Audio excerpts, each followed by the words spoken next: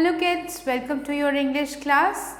I am your teacher and mentor Ananya and I am back with a new lesson of your class 8 English book. Today we shall start with chapter number 6, Discovery of Anesthetics. Children, you all are studying science. हम सभी science को पढ़ते हैं और हमने विज्ञान में कई सारे अलग अलग खोज के बारे में पढ़ा है, right? We study about different kinds of inventions and discoveries. Medical science is a very very important part of our day to day life. Medicine के बिना हम रोगों की चिकित्सा नहीं कर सकते और एनेस्थेटिक्स भी एक बहुत इम्पॉर्टेंट पार्ट है मेडिसिन वर्ल्ड का. जब कोई भी मेजर सर्जरी होती है तो पेशेंट को कुछ देर के लिए सेमी कॉन्शियस कर दिया जाता है. सेमी कॉन्शियस करने का मतलब आधा हल्का सा सुला दिया जाता है ताकि उसे दर्द महसूस ना हो, बेहोश कर दिया जाता है. ठीक है, तो आज हम यही पढ़ेंगे कि कैसे एनेस्थेटिक्स या एनेस्थीसिया का डिस्कवरी हुआ था, यानी एनेस्थीसिया की खोज कैसे हुई थी. So let's get started. Can you name a thing that no one wants and get everyone gets it? ऐसी कोई चीज़ जो किसी को पसंद ना हो लेकिन फिर भी सबको वो चीज़ मिल जाती है. It is pain. People in pain will give their all to get rid of their pain. Here you will read about the pain of operations and how doctors and scientists have helped to kill it.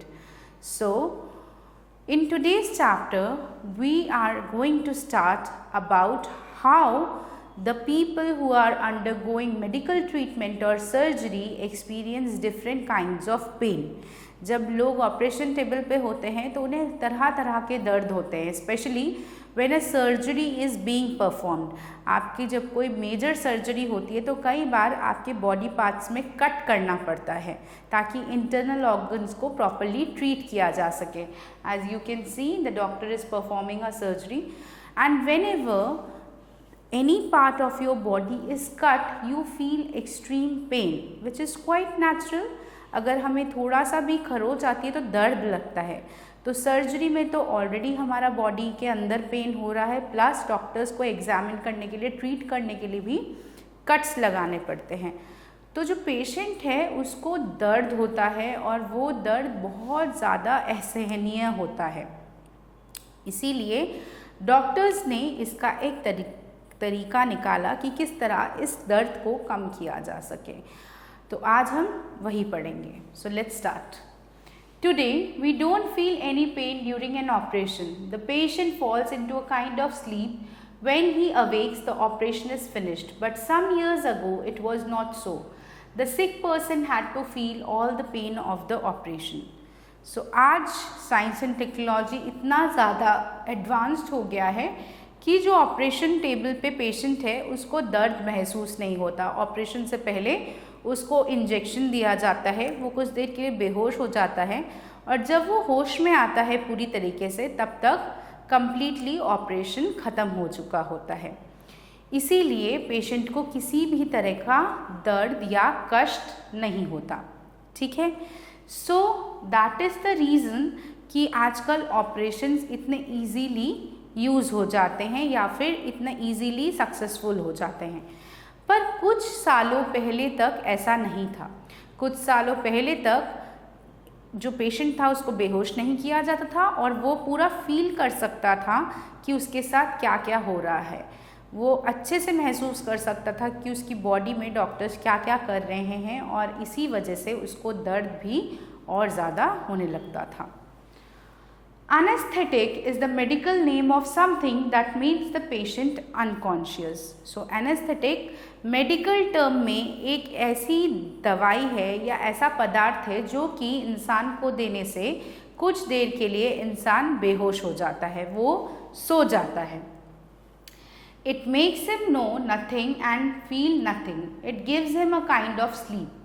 और इसके लेने से इंसान की जो body है वो सुन पड़ जाती है. सुन पड़ जाने का मतलब फीलिंग लेस हो जाना, मतलब बॉडी में कुछ भी हो रहा होगा but the person can not feel it.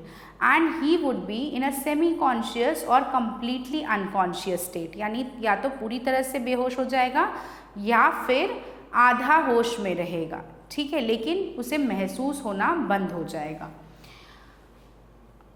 It gives him a kind of sleep. In olden days, men knew of few things that could cause unconsciousness, but these anesthetics were very weak. They had to be given in large amounts. Often they caused death.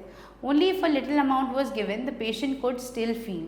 He had to bear all the pain of operation. Thus, these old anesthetics were not of much use. तो पहले के ज़माने में लोगों को इतना ज़्यादा medical science में प्रोग्रेस नहीं हुआ था, लोगों को इतना ज़्यादा पता नहीं था, नॉलेज नहीं था, तो कुछ चीज़ें उन्हें पता थी कि इन्हें देने से इंसान जो है अनकॉन्शियस हो जाता है या दर्द कम हो जाता है, तो वो एनेस्थेटिक्स देते थे, लेकिन वो एनेस्थेटिक्स बहुत ज़्यादा इफ़ेक्टिव नहीं थे, क्योंकि उन्हें देने से या तो इंसान अगर ओवरडोज हो जाए, वो इतने स्ट्रॉन्ग होते थे कि इंसान या तो मर ही जाता था, और अगर उनका डोज रिड्यूस कर दिया जाए ताकि इंसान को कोई दिक्कत ना हो, तो फिर वो इतने ही कम थे कि लोग बेहोश नहीं होते थे और लोग फील कर पाते थे, उन्हें वो दर्द फील होता था, ठीक है। So that is why the old anaesthetics were not much of use, उनका ज़्यादा प्रयोग नहीं किया जा रहा था।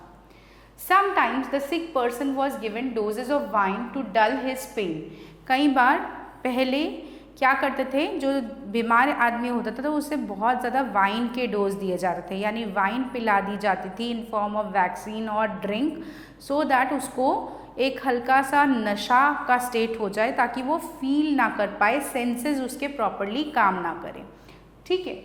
Sometimes blood was allowed to run out of his body. It made the patient so weak that he didn't feel much pain. और कई बार क्या होता था कि पेशेंट की बॉडी में से ब्लड को निकाल दिया जाता था, मतलब पूरा नहीं बट जितना हो सके, जितना ज़रूरी उतना ब्लड निकाल लिया जाता था ताकि पेशेंट को उस पर्टिकुलर पोर्शन में कोई भी दर्द महसूस ना हो। Sometimes he was stuck hard on the head to make him unconscious. All these were crude methods, they harm the patient more than curing him. और कई बार तो कुछ बहुत मेजर सर्जरी होती थी तो फिर पेशेंट के सर पे किसी भारी चीज़ से आघात करके उसे बेहोश कर दिया जाता था। ये जितने भी तरीके अभी तक हमने डिस्कस किए हैं, ये सारे ही पेशेंट के लिए काफ़ी ज़्यादा दर्दनाक थे। हाँ, हो सकता है कि पेशेंट कुछ देर के लिए बेहोश हो जाए या उसका कोई पार्ट जो है वो बिल्कुल ही फील करना बंद कर दे, यानी सुन पड़ जाए, लेकिन ये जो प्रोसेस है उसको अनकॉन्शियस करने का, वो उससे भी ज़्यादा खतरनाक है और उसमें पेशेंट की जान की बहुत ज़्यादा जो है जान को खतरा रहता था, ठीक है। अब इन सब जितनी भी हमने अभी पद्धतियाँ डिस्कस की हैं, जितने भी प्रोसीजर्स डिस्कस किए हैं, इन सभी में पेशेंट की ज़िंदगी दांव पे होती थी, क्योंकि ये काफ़ी खतरनाक है। अब किसी के सर पे भारी किसी चीज़ से मार कर उसे बेहोश करने से एक हमेशा चिंता रहती थी कि कहीं ब्रेन सेल में कोई ऐसा सेल हिट हो गया जिससे पेशेंट की डेथ हो जाए तो, दूसरी बात ब्लड निकाल देने से खून की कमी हो जाए तो कई सारे फैक्टर्स ऐसे थे जो कि पेशेंट के एक्चुअल दर्द से भी ज़्यादा दर्दनाक हो जाते थे। इसीलिए इन सब टेक्निक्स को दूर हटाना बहुत ज़्यादा ज़रूरी था। In most cases operations had to be done without using any anaesthetic. The patient had to be tied with long straps to prevent him from struggling. He felt all the pain when his legs or arms were being amputated. His fearful cries filled the room. Many young doctors changed their mind after seeing such an operation. They could not bear the terrible sight. They gave up their work as doctors and took up some other profession. और कई बार तो ऐसा भी होता था कि शायद किसी पेशेंट को बाकी सब टॉर्चर से बचाने के लिए उसका हाथ पैर बांध दिया जाता था ताकि वो छटपटा ना सके। इस ऐसे केस में पेशेंट के पास और कोई विकल्प नहीं रहता था, दर्द के मारे वो सिर्फ चिल्ला सकता था और रो सकता था और उसकी चीख पुकार ऑपरेशन थिएटर को और उसके बाहर के एरिया को भर देती थी। स्पेशली जब किसी का पैर या हाथ खराब हो जाता था और किसी एक्सीडेंट की वजह से और उसे काट के अलग करना पड़ता था, पेशेंट बिल्कुल कॉन्शियसली फील कर पाता था, वो काटने का दर्द उसको फील होता था।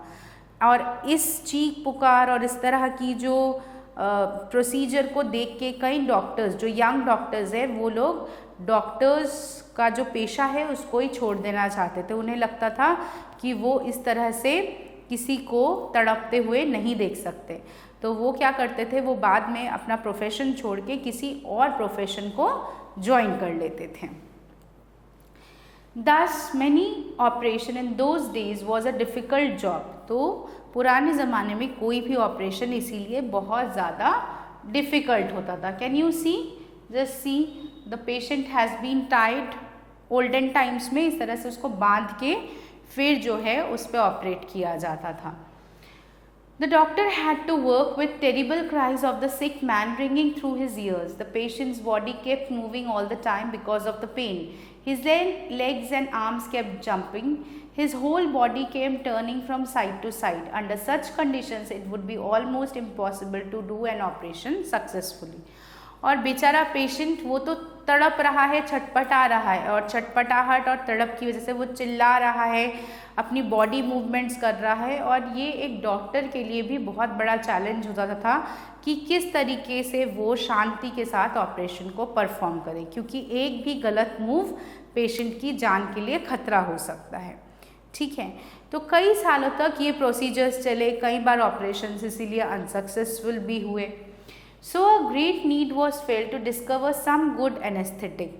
In 1772, an English chemist named Joseph Priestley discovered a gas which is now called laughing gas. If you inhale this gas, it produces laughter. So, doctors को लगा कि कोई ऐसी चीज़ हमें डेवलप करनी ही होगी, एनेस्थीसिया इस तरीके का डेवलप करना होगा जो कि पेशेंट के लिए लाभदायक हो और डॉक्टर्स भी जिसको यूज़ करके इजीली अपना काम कर सकें। Finally in the year 1772 Joseph priestly he discovered a kind of gas जिसको आज हम लाफिंग गैस के नाम से जानते हैं। ये एक इस तरह की गैस थी जो कि जब भी कोई सूंघेगा वो हंसने लगेगा, that person will start laughing. In those days, it became a fashion among young men and women to inhale these gas at parties and be merry। और पुराने एक दौर ऐसा भी आया जब लोगों ने इस गैस को पार्टीज़ में यूज़ किया, जहाँ पे जो यंग यूथ बेसिकली जो यंग गर्ल्स एंड बॉयज़ थे वो इस गैस को इनहेल करके हंसते थे, शोर मचाते थे और मज़ा करते थे। In 1845, an American dentist named Horace Wells noticed the pain-killing properties of this gas. He decided to try an experiment on himself. He inhaled some of the gas and asked a friend to pull out one of his teeth. When the friend did this, Wells felt no pain. He had lost a perfectly good tooth, but he was delighted. He was happy that now no one would feel any pain while having a tooth extracted. सो इन 1845 एक बहुत ही famous dentist थे, दांतों के doctor थे जिनका नाम था Horace Wales. उन्होंने नोटिस किया कि इस लाफिंग गैस को सूंघने के बाद आपको पेन फील नहीं होता, कुछ देर के लिए आपकी फीलिंग, बॉडी के जो सेंसेशंस है वो सुन पड़ जाते हैं। अब अपनी बात को श्योर करने के लिए कि क्या ये सच में ही ऐसा है, क्या जो सोच रहे हैं वैसा कुछ किया जा सकता है, उन्होंने क्या किया, उन्होंने एक तरीका ढूंढा। उन्होंने अपने एक दोस्त को बुलाया और बोला कि मैं ये गैस सूंघ लेता हूँ और उसके बाद जब मैं सूंघ चुका हूँ इस गैस को तो मेरा एक दांत निकाल देना। And the entire experiment was conducted. उन्होंने वो गैस सूंघा, वो कुछ देर के लिए सेंसेशंस उनकी बॉडी में ख़त्म हो गए और उनके दोस्त ने जब उनका एक दांत निकाला तब उनको कोई भी पेन या कोई भी दर्द महसूस नहीं हुआ। अब हालांकि होरास यानी जो डॉक्टर थे उनका एक अच्छा दांत निकल गया, लेकिन फिर भी वो बहुत ज़्यादा खुश थे क्योंकि फाइनली उन्हें लगा कि अब ऑपरेशंस सक्सेसफुली किए जा सकते हैं। After some days, Wells demonstrated his discovery to some medical teachers and students. But as yet he did not know enough about laughing gas. He did not know how much of it should be given to a patient and he gave less than he should have. The man whose tooth was being pulled out cried in pain. Those who were watching began to laugh. Thus Wells made himself a laughing stock. So Wells ने सोचा कि अपने ऊपर experiment करने से ही काम नहीं चलेगा, क्यों ना मैं जो मैंने डिस्कवरी की है मैं बाकी लोगों को बताऊं। उन्होंने अपने कुछ फेलो टीचर्स और स्टूडेंट्स को बुलाया और उनके सामने एक एक्सपेरिमेंट करने की कोशिश की। लेकिन वेल्स एक बात भूल गए, उन्हें ये नहीं पता था कि कितना लाफिंग गैस देना चाहिए किसी पेशेंट को, और क्योंकि उन्हें इस बारे में पता नहीं था इसीलिए उन्होंने पेशेंट को थोड़ा कम लाफिंग गैस दिया। जब उन्होंने स्टूडेंट का दांत निकालने की कोशिश की तो जो स्टूडेंट है वो दर्द के मारे चिल्ला उठा और उसकी कंडीशन को देख के बाकी सब लोग जो मौजूद थे वो हंसने लगे एंड वेल्स का भी मजाक उड़ाने लगे। After a few days, Wells tried again on another man. This time he gave too much of the gas and the man died. लेकिन वेल्स ने हिम्मत नहीं छोड़ी। कुछ दिनों बाद वेल्स ने फिर हिम्मत जुटा के ट्राई किया और इस बार जिस आदमी को वो ट्रीट कर रहे थे उसको थोड़ा एक्स्ट्रा गैस दे दिया, मतलब ज़्यादा क्वांटिटी का गैस चला गया और वो आदमी उस गैस को सह नहीं पाया, उसकी बॉडी को वो गैस सूट नहीं हुआ एंड वो मर गया। Thus the laughing gas did not prove to be a good anesthetic. तो फाइनली ये कंक्लूड किया गया कि laughing gas is not a good anesthetic. About this time, Robert Liston of England used another anesthetic called ether. It was a liquid with a pleasant smell. Its vapor could make one unconscious, but using it, Liston amputated a patient's leg in 26 seconds. There was not a sound from the sick man, and after becoming conscious, he asked, "When are you going to begin?" By this time, इसी समय पे बाकी doctors भी इन चीज़ों के ऊपर चर्चा कर रहे थे, वो भी कोई ना कोई रास्ता ढूंढने की कोशिश कर रहे थे। तो उन्होंने क्या निकाला ढूंढ के, उन्होंने एक तरकीब निकाली। उन्होंने रॉबर्ट लिस्टन जो कि इंग्लैंड में रहते थे, उन्होंने एक नया एनेस्थेटिक डेवलप किया जिसका नाम था ईदर। अब ये जो लिक्विड था इसकी बहुत ही अच्छी सी खुशबू थी, ठीक है। उन्होंने अपने एक पेशेंट को ईदर दिया और 26 सेकेंड्स के अंदर ही अपना जो ऑपरेशन है सक्सेसफुली कर लिया। 26 सेकेंड्स बाद जब वो पेशेंट होश में आया तो वो पूछने लगा कि आप ऑपरेशन कब शुरू करेंगे। उसे पता ही नहीं चला कि कब डॉक्टर ने पूरा ऑपरेशन ख़त्म कर दिया। क्लियर? इसका मतलब जो पेशेंट था उसको ज़रा सा भी दर्द महसूस नहीं हुआ।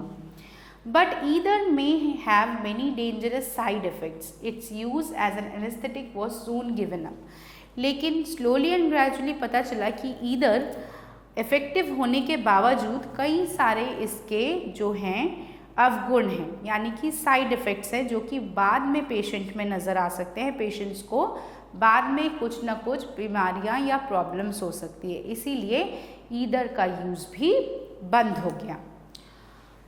In 1847, James Simpson of Scotland discovered a new anesthetic called chloroform.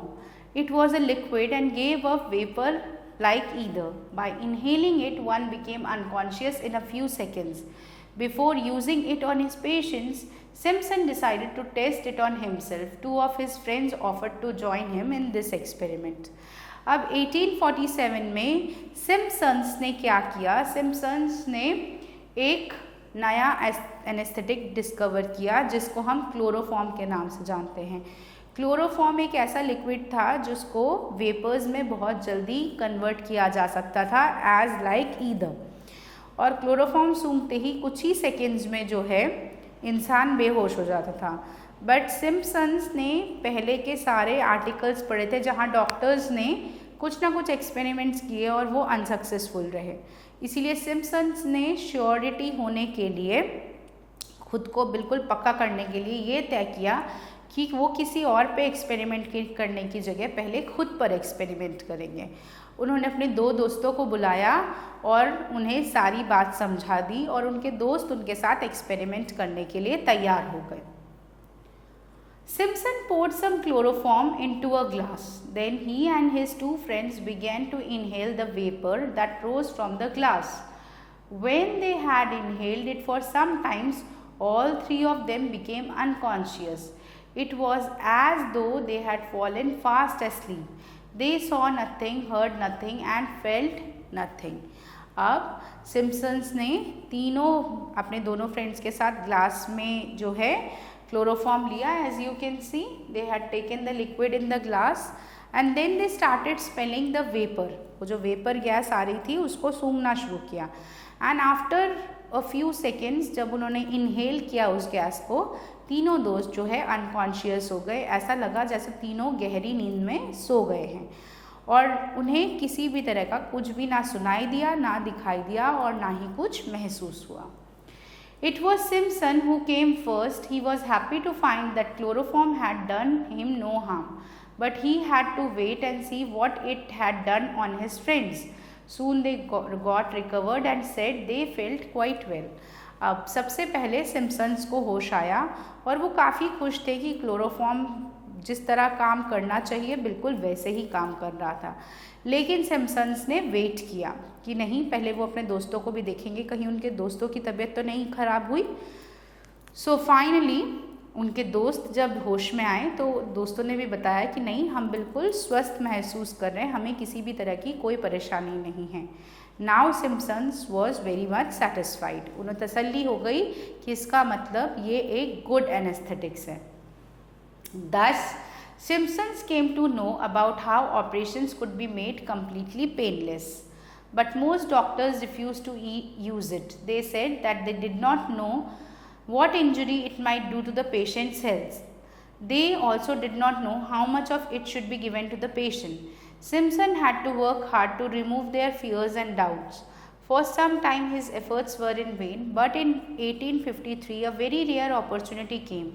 Queen Victoria allowed chloroform to be given to her before an operation. She had no pain during the operation and felt great relief. She congratulated Simpson on his remarkable discovery. अब Simpson ने successfully chloroform discover तो कर लिया, लेकिन doctors ने उसे use करने से मना कर दिया। उनका कहना था कि हमें नहीं पता कि इसका कोई साइड इफ़ेक्ट पेशेंट के ऊपर होगा या नहीं, हर बॉडी अलग है, हर पेशेंट अलग है, क्या पता किसी को क्लोरोफॉर्म सूट ना करे। दूसरी बात, हमें ये भी नहीं पता कि कितना देना है या कितना नहीं देना, इससे पेशेंट को नुकसान हो सकता है। लेकिन सिम्पसन्स जानते थे कि अगर वो मेहनत करे तो कोई ना कोई सॉल्यूशन निकल सकता है, तो उन्होंने अगले कई सालों तक इस बारे में रिसर्च की। फाइनली जब क्वीन विक्टोरिया बीमार पड़ी, उन्होंने अलाउ किया कि उनको क्लोरोफॉर्म दिया जा सके ऑपरेशन के दौरान, और जब वो ऑपरेशन सक्सेसफुल हो गया और क्वीन विक्टोरिया को लगा कि वो बिल्कुल ठीक है, उन्होंने सिम्पसन्स को कॉन्ग्रेचुलेट करते हुए कहा कि वेल डन, आपने एक अनोखा डिस्कवरी किया है जिससे अब सारी सर्जरीज बहुत ही आसानी से की जा सकती हैं। Now doctors everywhere began to use chloroform for their operations. It brought great relief to millions and millions of patients all over the world. But gradually its bad effects came to be known. It was found that chloroform could harm the heart and the liver and the kidneys. So its use as anesthetic was discarded. After Queen Victoria's successful operation, slowly and gradually worldwide में chloroform as a anesthetics use होने लगा। चारों तरफ successful operations होने लगे, लेकिन धीरे धीरे कई सालों बाद क्लोरोफॉर्म के भी कुछ साइड इफ़ेक्ट्स लोगों ने पता किए, जैसे कि क्लोरोफॉर्म का यूज़ करने से कई बार हार्ट डिजीज़ेस, किडनी या लंग्स भी इफ़ेक्ट हो सकते हैं। सो इसीलिए कई सालों बाद धीरे धीरे क्लोरोफॉर्म को भी यूज़ करना बंद कर दिया गया। In modern times, some new anesthetics have been developed. They are not all gases. Some of them can be given through injections. It is also known exactly how much of them should be given to a patient. There are some which have only a local effect. They don't put a patient to sleep. They remove sensation only in that part of the body which is to be cut open. Only in major operations a patient is put to sleep. Now, अब science and technology बहुत advance हो चुकी है और अब कई तरह के एनेस्थेटिक्स डेवलप हो चुके हैं। अब अलग अलग तरह के एनेस्थेटिक्स है, गैसियस में भी अवेलेबल है, वैक्सीन फॉर्म में भी अवेलेबल है, लिक्विड फॉर्म में भी अवेलेबल है, जिनको इनहेल करके, ड्रिंक करके या इंसर्ट करके पेशेंट को एज पर द नीड हम सेंसलेस कर सकते हैं। इवन डॉक्टर्स आजकल प्रेफर करते हैं कि कम्प्लीटली बेहोश ना किया जाए। अगर कोई छोटी मोटी सर्जरी है तो फिर डॉक्टर्स वैक्सीन इंसर्ट करके यानी इंजेक्शन देके उस एक पर्टिकुलर बॉडी पार्ट को ही सेंसिटाइज कर देते हैं। जैसे अगर पेट का ऑपरेशन है तो पेट में जहाँ पे कट होना है उस जगह पे इंजेक्शन पुश करते हैं और वो जगह का सेंसेशन ख़त्म कर देते हैं, तो पेशेंट को वहाँ पे क्या हो रहा है, दर्द महसूस नहीं होता। या अगर पैर या हाथ को काटना पड़ रहा है तो पैर या हाथ में इंजेक्शन इंसर्ट कर देंगे सो दैट पेशेंट को पैर और हाथों में कोई भी फीलिंग नहीं होगी। सिर्फ जो बड़े ऑपरेशंस होते हैं जिसमें बहुत घंटों तक सर्जरी चलती है, सिर्फ उन्हीं केसेस में पेशेंट को पूरी तरह से बेहोश किया जाता है। Like as you can see, the doctor is performing the surgery and the patient is sitting and relaxed but he is not feeling the pain because उसको जो है एनेस्थेटिक्स दे दिया गया है, इस जगह पे उसे कोई भी फीलिंग नहीं हो रही है। These modern anesthetics are very safe and effective. It is now possible for a man to read a book while the doctors are amputating his leg. All right, there is no pain from the leg and the mind remains clear. The sick man can talk to a friend while the doctors are cutting open a part of his body.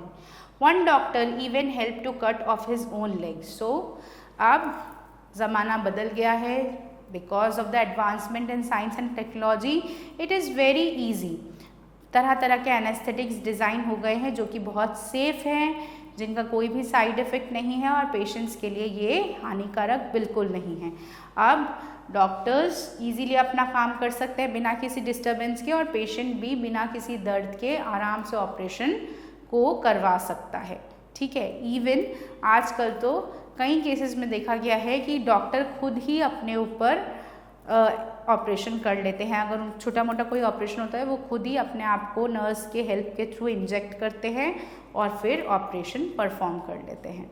Okay, so this is the advantage of developments in science and technology. Science and technology में advancement होने की वजह से कितना कुछ easy हो गया है, लाइफ बहुत ज़्यादा इजी हो गई है, कई सारी समस्याएं सॉल्व हो गई हैं। So I hope children you will remember how anesthetics were discovered and how it solved the problems during surgery. Okay, so now since we have done the chapter, let's re-revise the word meanings that we come across. So let's get started. First word meaning is kill. Kill means to remove, destroy or bring something to end. Awakes means jagna yani to wake up. Okay, next word is crude. Crude means something in cruel और a rough manner. ठीक है. Struggling, trying hard to do something, किसी चीज़ को करने के लिए बहुत ज़्यादा मतलब मेहनत मशक्क़त करना. Inhale, inhale means to breathe in, सांस को अंदर लेना.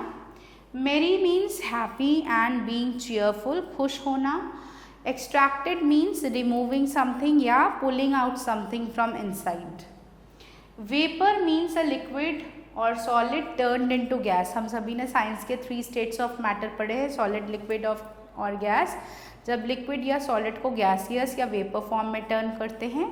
ठीक है. Discarded means something which is discontinued और स्टॉप्ड, किसी चीज़ का यूज़ बंद कर देना या फिर डिसकंटिन्यू कर देना. Sensation means the ability to feel through the senses of touch. Sensation का मतलब किसी बॉडी में टच करने से जो हमें फीलिंग्स आती हैं. Okay, so with this we have revise the word meanings. Now it's turn to do the exercises. So let's do them one by one. First of all, we have multiple choice questions. So let's begin. First question is, anesthetic gives a patient a kind of sleep, dream or injury. So the right answer is sleep. Anesthetics देने के बाद patient कुछ देर के लिए सो जाता है. B, his legs and dash kept jumping. Feet, arms, body. His legs and arms. Okay. Next. When are you going to dash? Begin, start or march. So when are you going to begin? Clear? Okay children, now it's time to discuss exercise number 2. These are answer the following questions. So there are certain questions listed below. हम इन्हें एक एक करके discuss करेंगे और आप सब अपने नोटबुक्स में करेंगे. So let's begin. First question, how did Robert Liston ampute a patient's legs? Robert Liston discovered an anesthetic named ether. Alright, and he gave ether was in a form of vapor. He gave ether to the patient became unconscious, and he amputated the patient's leg within 26 seconds. The patient did not feel any kind of pain. Instead, after coming back to consciousness, he asked the doctor when would he begin the operation. Okay. B question, why was the use of ether as an anesthetic given up?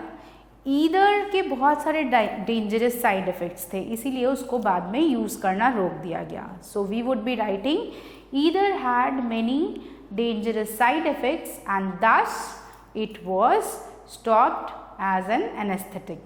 Okay. C part, what is the similarity between ether and chloroform? Both ether and chloroform are available in vapor form and can be used as an anesthetic to make the patient unconscious within seconds. Alright. D.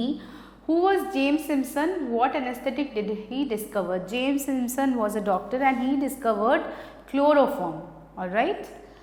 Next, E. What experiment did James Simpson perform on himself and his friends? One day, James Simpson called his friends at his house and told them that he wants to perform an experiment with his newly found anesthetics, that is chloroform. He gave some liquid chloroform in each of his friends in a glass, and 3 of them sat together and smelled the vapors. वो जो भाप आ रहा था उसको उन्होंने सूंघा. They smelled the vapors and soon they felt unconscious. When they all regained consciousness, they all experienced that they were all healthy and hale, and thus they concluded that chloroform can be used for operations. So, after E part, now let's move to F. The anesthetic was used, what anesthetic was used on Queen Victoria and with what result? So, after taking Queen Victoria's permission, of course, she was tested on chloroform. For a major surgery, Queen Victoria was given chloroform, and after the surgery, when she regained consciousness, she congratulated Simpson because she felt that she was completely well and she had no side effects. G. How did the use of chloroform as an anesthetic became very common? After successfully operating Queen Victoria without any side effects, chloroform became a very popular anesthetic in the medical world. Many doctors all over the world started using chloroform as an anesthetic for performing surgeries. Alright. So, with this we have discussed all the question and answers. I hope that you have understood and you have noted the key points in your notebook. So, with this we come to an end for today's session. I will meet you again with a new chapter, a new book soon. So, stay tuned for the new videos. Bye bye and take care.